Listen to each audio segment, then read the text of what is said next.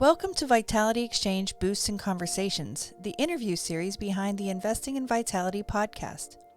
On today's bonus episode, I'm sharing a clip from my conversation with Jennifer Becker, a holistic health coach and nutritional counselor with Aspire Integrative Health. Jennifer and I talk about why we need more than just diet to tame our gut issues. The full conversation with Jennifer Becker can be found in the Vitality Exchange group within the Well Stylist Lab community platform. There are 5 main root causes for most diseases, the things that break down the body, and that's toxins. And we were just talking about the food dyes, all the crap they put in our food. And our water and our air is not pure pristine either. Parasites, we're like the only country that doesn't do a parasite detox regularly. You know, most countries starting at the age of 3, they do something for parasites, and we all have them. They cause all kinds of crazy issues. Also, inadequate energy to sustain our healing mechanisms in our body, poor blood circulation, and EMFs, radiations. There's things, if you take all that into consideration, there's things that we can do for every one of those things, right? We can do a parasite detox. We can get rid of the chemicals and everything in our food. When you're alkaline and when your body is back to homeostasis, balanced, disease can't live there. And then you don't need those pills, right? Mm-hmm. Exercise is super important, and then, play, finding joy in the everyday. As you get older, we forget how to play and have fun. That's been my goal this year. I've kind of been pulled in that direction a little bit, inadvertently. I got hoop coach certified back in 2016, I think, maybe 2014. I love it. And I have seen I've seen it, knock people out of depression and things like that. Just, it's a form of meditation, movement meditation, kind of like yoga, and it's beautiful. I call them my magic circles, my hula hoops. I tried. I'm definitely not as skilled as I was once. You did great. You just have to practice. Kids do better with the smaller hoops because they have all those skills that we kind of lose as we get older, like the jumping and the hooping, stuff like that. Skipping. Have you seen those viral videos of older people being asked to skip? It's hysterical. You got to look that up. It's really funny. But we lose that as we get older. Skipping with the hula hoops? Skipping. No, not with hoops, just skipping in general. As we get older, we forget how to hop, like trying to do hopscotch and stuff like that. It's so funny to watch adults try to do it when you haven't done it for so long. And kids, every day they make it a point, like they go outside and play and they're hopping and jumping and doing all this stuff. I think I could skip. I mean, We're going to do this after the podcast. We're going to be in the parking lot skipping. Oh my gosh. And it's hard. I used to work out at a gym, and he would have us do things like that, just for fun. And it was so funny to watch people try to skip. So do you do parasite cleanses? I talk about parasite detox, and I've actually helped a lot of people through doing a parasite detox. There are so many different ways you can do it. There's supplements, so Paragard is one. Scram is another. Scram is just really difficult. So if it's your first time doing a parasite detox, I don't recommend taking that one.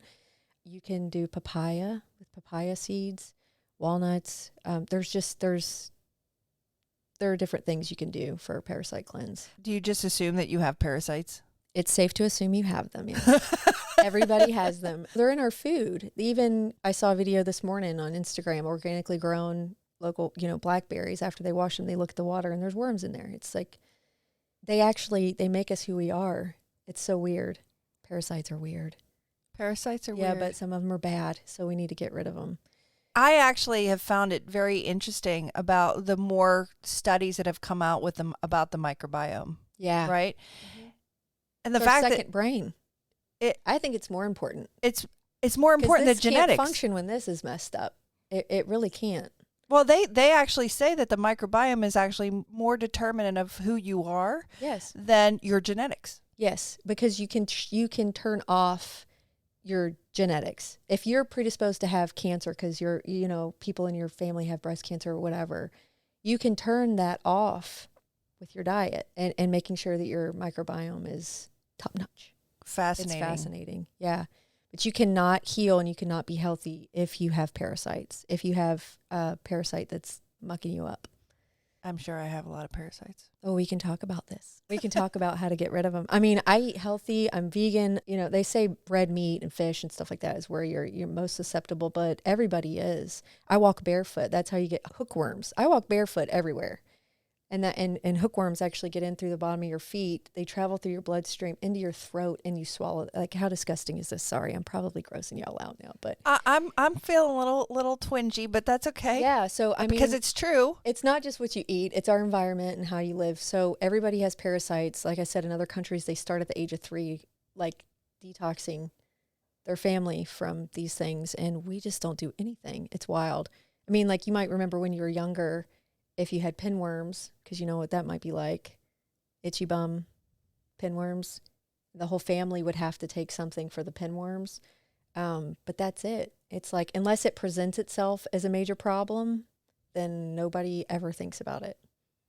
So, Well, it's so hard, right? To figure out what's wrong with you. Like for females, most of us have hormone issues. yes. And most of us have gut issues. Uh-huh. It's because of our food. It's not what our grandparents, it's not what they had. It's the chemicals. We're overloaded with a lot of stuff.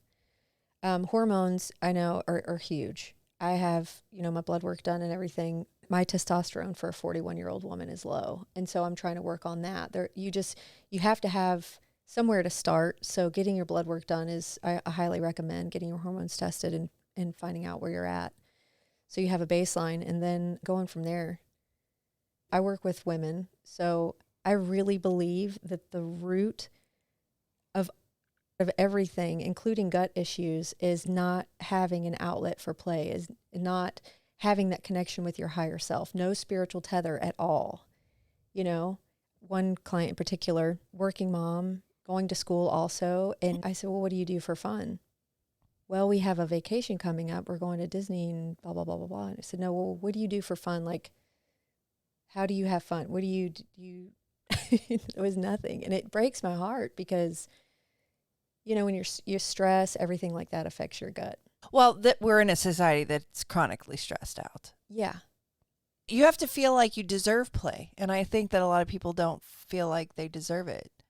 Yeah. That's how a lot of people think. Mm-hmm. Trauma is a big one. I had a client whose son had passed away years prior, and ever since then, she was just going downhill at thyroid problems. The number one prescribed pill to women in America is for the thyroid.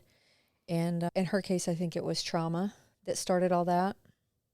Mm-hmm. It's super unfortunate, and we have to learn how to process that. Personally, I think something else I had to decondition from is like worrying about people thinking that something was wrong with me or that I wasn't successful in something because I bounce around so much different things, but I just love what I love. And then I dive into it. And when I'm satisfied with like knowing it and having done it, I'll move on to something else. And for a long time, I thought that people would frown upon that. I was a photographer for 8 years. I had a home studio and did family photography and stuff. And I quit that.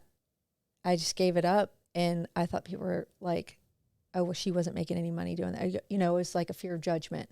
Mm-hmm. Ooh, fear of judgment was a big one that I had to work through. I learned how to fly airplanes. And I thought for a minute that I was going to open an air school because that's what my dad had put in my head, a flight school. And I stopped doing that. And I thought, oh, people are going to think that I just sucked at it or whatever. And it took a really long time for me to get over that fear of judgment. You actually are amazing because a lot of people just have a fear of change, and that's why people don't try things. Yes. So you clearly are a risk taker. Yes. So that's one of my biggest pieces of advice, though, is to do something that scares you. My dad always said, if you're going to eat an elephant, you got to start with the first bite. So if you want to do something and you're scared to do it, that's even more of a reason to do it, in my opinion. The worst thing to do is do something that somebody else wants you to do. Yes. And or try it. Well, I always thought that, I was doing what I was supposed to do. Yeah. And it was just not bringing me any kind of satisfaction. Yeah. And so what I would do is I would just keep rolling over any kind of successes because I don't know that they were my successes, right? It just felt like something I was supposed to do. Right. And so I can't say that, like you asked your one client, like, what does she do for fun? Yeah. I don't know that I have anything that I could say I do for fun, but I feel probably because I always feel driven, like there's always purpose behind what I'm doing. And I just... Would you say it brings you joy? Well, learning brings me joy. Okay, that's good. Yeah. Do you have a self-care routine? Oh, no. No? Wait a second. You have to have some time to pamper yourself. I have to say, I don't feel guilty if I sleep in anymore. It's not that, though. Like sleeping in. So that's something you feel like is self-care, right? That's, I mean, and that is. But I mean, like, so relational is part of one of the aspects I work in, you know, as a holistic coach. So the relationship with ourself is the most important one. We have to have a good relationship with ourselves. And that goes back to, like, you know, asking people what they do for fun. And that when you have something that you do for fun, that's, like I said, meditate. For me, it's hoop dancing. It builds your relationship with yourself, your higher self, as people call it, you know, your higher self. Thank you for listening. Check out Vitality Exchange for more resources, interactions, and online masterclasses.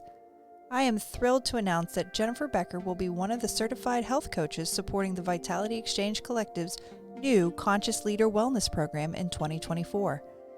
This 12-month program helps leaders explore a new definition of success, one that incorporates wellness and daily decisions of joy at home and at work. You can visit Jennifer's website at aspire-integrativehealth.com or follow her on Instagram at aspireintegrative.